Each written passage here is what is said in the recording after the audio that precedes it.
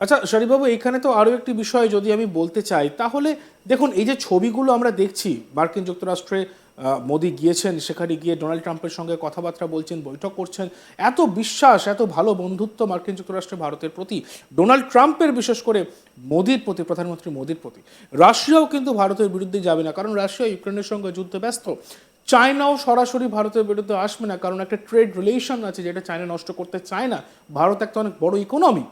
সেই জায়গায় দাঁড়িয়ে বাংলাদেশের যারা এখন কর্তা কর্মকর্তা, যারা অধিকর্তা, যারা অন্তর্বর্তী সরকারের মালিক, তারা কি বুঝতে পারছে না যে তারা ভুল করছে ভারত বিরোধিতা করে? এত কেন ভারত বিরোধিতা? তাদের দেশে যদি কোনো অন্যায় হয়ে আপনি থাকে সেটা তো অন্য আইনের মাধ্যমে সমাধান করা যায়। ভারত বিরোধিতা কেন, এত কেন ভারত বিরোধিতা? এত এই বিশ্বে এই চিত্রটা দেখার পরেও তারা শিখছেন না, তারা বুঝছেন না। হ্যাঁ, এটার বিভিন্ন দিক আছে। এটার কিছু অতীত আছে, কিছু বর্তমানও আছে।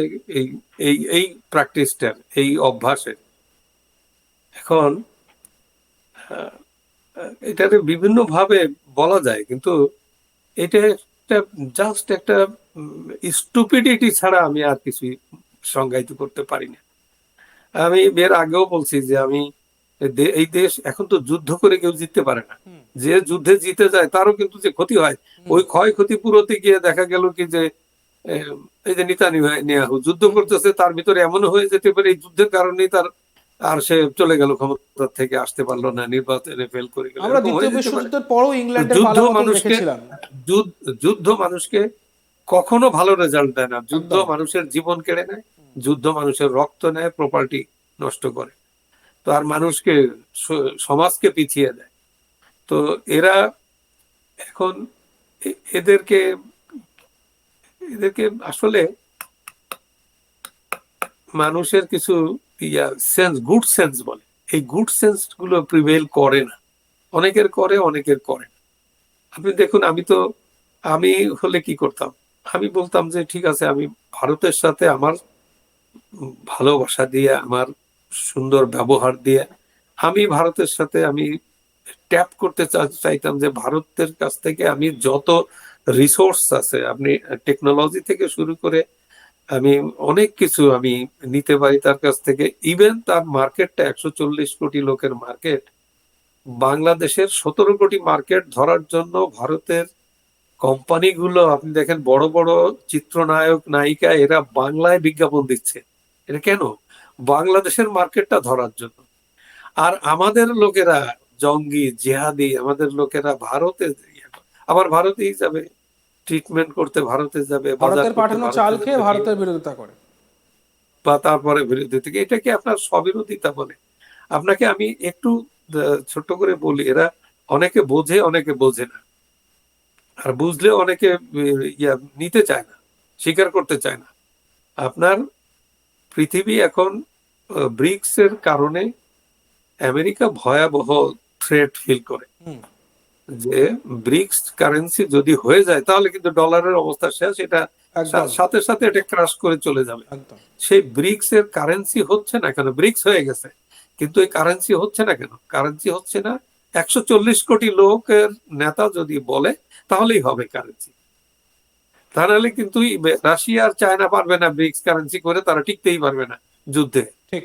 এই কথাটা চায়না বোঝে, এই কথাটা রাশিয়া বোঝে, এই কথাটা আমেরিকাও বোঝে।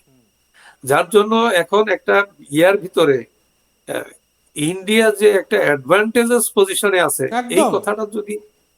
কথাটা যদি আমি না, যে না বোঝে তাকে তাকে আপনি জেগে জেগে ঘুমাচ্ছে, তাকে আপনি কেমনে উঠাবেন? আর সেটাই যদি তার কাছে ভালো মনে হয় তাই হোক। তো এখন যদি ধরুন, আমি তো এর আগে একবার বলছি, মোদিজি হচ্ছে একজন ডেমোক্র্যাট। তার ডেমোক্রেটিক বিশ্বের সবচেয়ে বড় ডেমোক্রেসি এর নেতা, ওই দেশটার নেতা সে।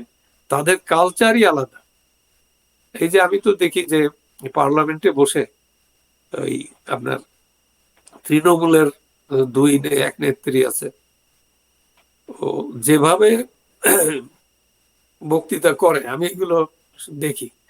মোদিজি তো দেখে, শোনে, বসে বসে শুনতেছে, দেখতেছে। এই যে যে কালচার, যে অপরের মতামতের প্রতি শ্রদ্ধাশীল থাকে। আমাদের মধ্যে মতভেদ আছে, আমাদের মধ্যে মনের কোনো ভেদ নেই, আমরা দেশের জন্য মূল সবাই না, একসাথে দাঁড়িয়ে পড়ি। এটাই এই কালচারটা কিন্তু আমাদের এখানে গড়ে ওঠেনি। দেশের যদি আর এই বিপদ আসে, জঙ্গি দেশের সূত্রে জিহাদি বিজেপি, কংগ্রেস, সিপিএম, তৃণমূল সবাই এক নাগারে, আমরা সবাই একসাথে দাঁড়িয়ে পড়ি। আমাদের কোনো বিভেদ নেই, মতের বিভেদ আপনি আছে, চিন্তা মনের করুন, বিভেদ নেই। আপনি চিন্তা করুন যে 2001-এর নির্বাচনে শেখ হাসিনা কিন্তু তার একটা কালচার আছে, তার একটা ইয়ে আছে, মমত্ব বোধ আছে, সে একটা রিজনেবল, সে চিন্তা করে যে যা হওয়ার হয়েছে, আমার বাপকে মারছে, সবাইকে মেরে ফেলছে, তারপরে দেশটাকে গড়ে তুলি। সে তো প্রমাণ দিছে দেশটাকে সে ভালোবাসে। একদম। তারপরে সে কি করছে, 2001-এর নির্বাচনে সে শান্তিপূর্ণ ভাবে ক্ষমতা ছেড়ে দিছে। এ দেশে ক্ষমতা ছেড়ে না দিয়ে হ্যাভক ক্রিয়েট করা, জোর করা, তারপরে অনেক কিছু করা যায়, কিন্তু সে তো তা করেনি। একদম। আর তার পরিবর্তে কি পেল সে? তাকে সহ তার পুরো নেতৃত্ব ধ্বংস করে দেওয়ার জন্য, তার নেতা শূন্য করার জন্য গ্রেনেড হামলা করা হয়।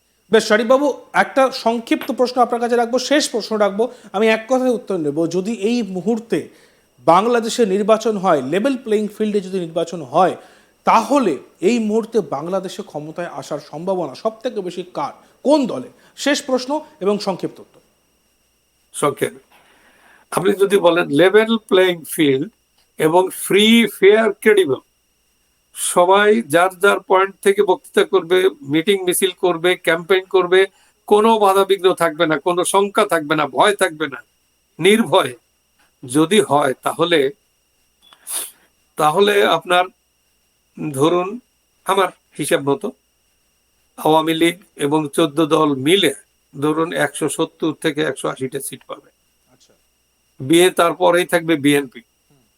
বিএনপি ধরুন ওইরকম ধরুন 100-র কাছাকাছি চলে যাবে, কারণ বিএনপির এবার ক্ষমতা আসার কথা, কিন্তু বিএনপি ক্ষমতা আসতে পারবে না। তার দুইটা কারণ আছে।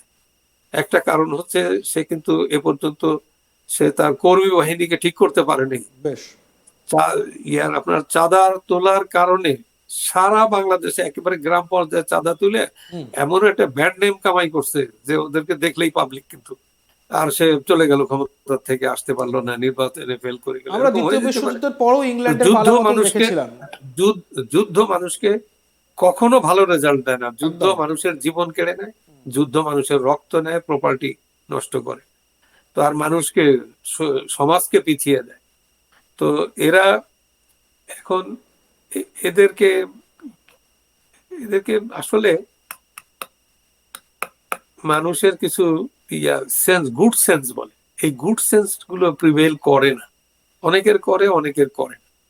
আপনি দেখুন, আমি হলে কি করতাম, আমি বলতাম যে ঠিক আছে, আমি ভারতের সাথে আমার ভালোবাসা দিয়ে, আমার সুন্দর ব্যবহার দিয়ে আমি ভারতের সাথে আমি ট্যাপ করতে চাইতাম যে ভারতের কাছ থেকে আমি যত রিসোর্স আছে, আপনি টেকনোলজি থেকে শুরু করে আমি অনেক কিছু আমি নিতে পারি তার কাছ থেকে। ইভেন তার মার্কেটটা 140 কোটি লোকের মার্কেট, বাংলাদেশের 17 কোটি মার্কেট ধরার জন্য ভারতের কোম্পানিগুলো, আপনি দেখেন বড় বড় চিত্রনায়ক, নায়িকা, এরা বাংলায় বিজ্ঞাপন দিচ্ছে। এটা কেন?